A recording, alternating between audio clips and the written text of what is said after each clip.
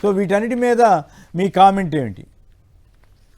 కుమ్నేని గారు నమస్కారం. నమస్కారం. సాక్షి ప్రేక్షకులు కూడా, అంటే ఈరోజు నారా బ్రాహ్మణి గారు 25,000 చదరపు గజాల స్థలం కొన్న తర్వాత, అంటే కొనే సమయంలో అదొక రెసిడెన్షియల్ జోన్ గా చూపెట్టారు. రిజిస్ట్రేషన్ అయిపోయిన తర్వాత ప్యాసివ్ జోన్, అంటే మామూలుగా హరిత జోన్ గా చూపెట్టారు. అంటే దీన్ని బట్టి అర్థమవుతున్నది ఏంటి? జగన్మోహన్ రెడ్డి గారి హయాంలో 50,000 ఇళ్ల పట్టాలు ఇస్తే పేదలకి అక్కడ ఉండడానికి వీలు లేదు, సమతుల్యత దెబ్బతింటుందని 50,000 పట్టాలు రద్దు చేసి పంపించారు. ఇప్పుడు ఎక్కడైతే చంద్రబాబు నాయుడు గారు ఇల్లు నిర్మించుకుంటూ ఉన్నారో ఆ పక్కనే రెసిడెన్షియల్ జోన్ గా ఉన్నప్పటికీ కూడా దాన్ని ఉద్దేశపూర్వకంగా హరిత జోన్ గా మార్చారు రిజిస్ట్రేషన్ అయిపోయిన తర్వాత. అంటే కేవలం బయట ప్రాంతాల నుండి చుట్టుపక్కల ఉన్న వాళ్ళ 50,000 మంది పేదలు కాకుండా రైతులు కూడా తమ ఇంటి సమీపంలో ఉండడానికి చంద్రబాబు నాయుడు గారు ఇష్టపడడం లేదా అన్న అనుమానం కలుగుతుంది. ఎందుకంటే అది రెసిడెన్షియల్ జోన్ లోనే ఉంటే అక్కడ కూడా కొందరు రైతులకి ఫ్లాట్ ఇచ్చేవారు. కానీ దాన్ని ఉద్దేశపూర్వకంగా రిజిస్ట్రేషన్ అయిపోయిన తర్వాత ఇలా మార్చారు. అంటే తమ పరిధిలో తమ ఇంటి చుట్టుపక్కల ఎవరు ఉండకూడదు అన్నది రాష్ట్ర ప్రభుత్వ పెద్దల ఆలోచన.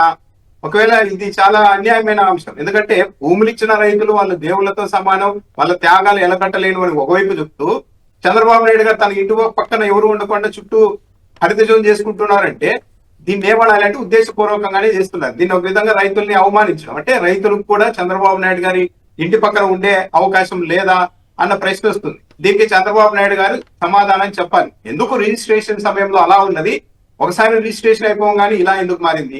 దానికి తోడు ఇప్పుడు 3.5 కోట్ల రూపాయలు కొన్నారు ఎకరం చొప్పున. అక్కడ చంద్రబాబు నాయుడు గారు ఇప్పుడే కాదు, జగన్మోహన్ రెడ్డి గారు ముఖ్యమంత్రిగా ఉన్న సమయంలోనే అక్కడ చాలా రేటు ఉంటుంది, 10 కోట్లకు పైన ఉంటుంది, 20 కోట్లకు పైగా ఉంటుందని చంద్రబాబు నాయుడు గారు మాట్లాడారు. ఇప్పుడు అంత పెద్ద ప్రశ్న ఏంటంటే చంద్రబాబు నాయుడు గారు నిజంగానే భూముల్ని అమ్మి అప్పులు తీరుస్తారా?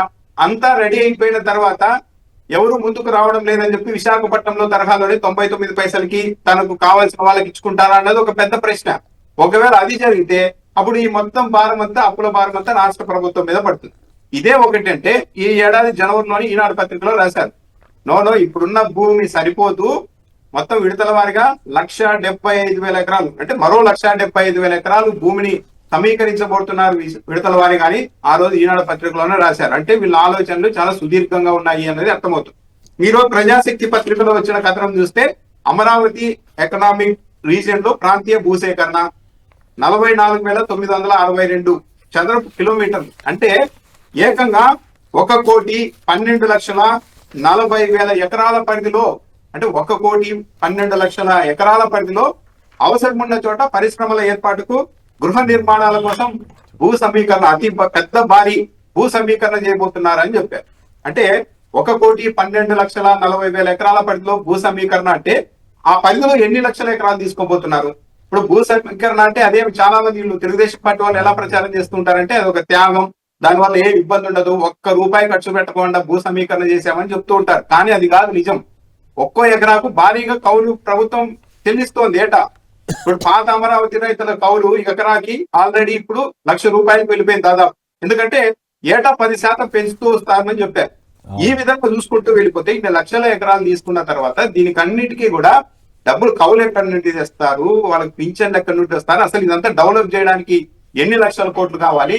అంటే చంద్రబాబు నాయుడు గారికి 5 ఏళ్ల పరిపాలనకు తీర్పు ఇస్తే మొత్తం అసాధారణ స్థాయిలో మొత్తం రాష్ట్రానికి మొత్తం కొన్ని దశాబ్దాల పాటు గుదిబండలా ఉండే నిర్ణయాలు తీసుకొని రాష్ట్రాన్ని చాలా ఇబ్బంది పెడుతున్నారు. చంద్రబాబు నాయుడు గారు చేస్తున్నది పూర్తిగా అన్యాయం. దీని మీద ఇంకా క్లారిటీ రావాలి. ఏకంగా 1,12,00,000 ఎకరాల పరిధిలో భూ సమీకరణ అంటే ఎన్ని లక్షల ఎకరాలు చేయబోతారన్నది.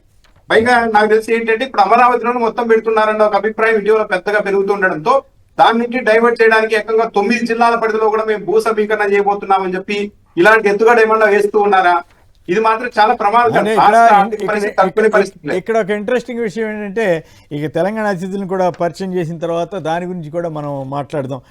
కుమ్మినేని గారు, ఇప్పుడు తెలంగాణ ప్రభుత్వ నిర్ణయాలు తెలంగాణలో కూడా చాలా చర్చ జరుగుతుంది. కాకపోతే అక్కడికి ఇక్కడికి ఉన్న తేడా ఏంటంటే ఇప్పుడు ఫ్యూచర్ సిటీ కాబట్టి ఇంకో సిటీ అయినా సరే రాష్ట్ర ప్రభుత్వం మీద ఒత్తిడి పడకుండా, ఆర్థిక భారం పడకుండా ఒక మాస్టర్ ప్లాన్ లాంటివి తయారు చేసి ప్రైవేట్ వ్యక్తులు తమకు కావాల్సిన భూములు కొనుక్కొని తమకు కావాల్సిన సంస్థలు అన్ని ఏర్పాటు చేసుకునేలా ముందుకెళ్తే అదొక పద్ధతి. కానీ ఏపీలో అందుకు పూర్తి భిన్నంగా మొత్తం ప్రతిదీ భూ సమీకరణ పేరుతో రాష్ట్ర ప్రభుత్వం పరిధిలోనికి తీసుకోవడం, దాన్ని డెవలప్ చేయడానికి ఎకరాకు 2 కోట్ల రూపాయలు ప్రభుత్వ ఖజానా నుండి ఖర్చు చేస్తూ ఉండడం. ఇక ఇది చాలదు అన్నట్టు ఇంకా లక్షల ఎకరాల భూమిని మేము తీసుకుంటూ ముందుకు వెళ్తాం, ప్రతి ఎకరాకి కౌలు ఇచ్చుకుంటూ వెళ్తాం, ఆ కౌలు కూడా ఏటా పెంచుకుంటూ వెళ్తాం అన్నది ఇక్కడ చాలా ఆంధ్రప్రదేశ్ కు చాలా ప్రమాదకరమైన పరిస్థితుల్లో ఇది తయారవుతుంది. చివరకు తెలుగుదేశం పార్టీ మద్దతు దానిలే ఇది అనవసరం. చంద్రబాబు నాయుడు గారు సింగపూర్ మాస్టర్ ప్లాన్ తో వరల్డ్ క్లాస్ సిటీ కడతామని చెప్పారు 33,000 ఎకరాల్లోనే. కానీ అధికారంలోకి వచ్చిన తర్వాత మున్సిపాలిటీ అనేసారు. అంటే చంద్రబాబు నాయుడు గారు అనుకూలంగా నిర్ణయాలు తీసుకుని ముందుకు వెళ్తున్నారే కానీ ప్రజలకు ఎక్కడా కూడా ఒక స్పష్టత ఇవ్వలేదు. ప్రజా తీర్పు ఒకదానికి ఇస్తే చంద్రబాబు నాయుడు గారు దాన్ని ఇంకోలాగా అన్వయించుకొని రాష్ట్ర ప్రభుత్వాన్ని చాలా ఇబ్బంది పెడుతున్నారు రాష్ట్రాన్ని అనేది ఇక్కడ అర్థమైపోతుంది. కొమ్మినేని గారు ఫైనల్గా ఒక మాట చెప్పండి, నాకు అర్థం కాలేదు. ఇది రాజధాని ప్రాంతంలో సీఎం కోడలు నారా బ్రాహ్మణికి 25,000 చదరపు గజాల కొనుగోలు అన్నారు. అంతకుముందు కొన్న దాని మీద ఇది ఏదో సమ్ ట్రస్ట్ పేరు మీద కొన్నారన్నారు కదా, ఇప్పుడు వారి పేరు మీద కొన్నట్లుగా ఇప్పుడు పేపర్లో వార్త వచ్చింది. మరి ఏది కరెక్ట్ అంటారు? మీకు ఏమైనా ఐడియా ఉందా?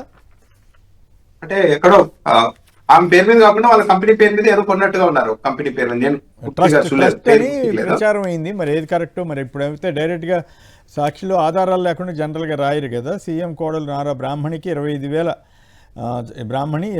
చదరపు గజాలు కొనుగోలు.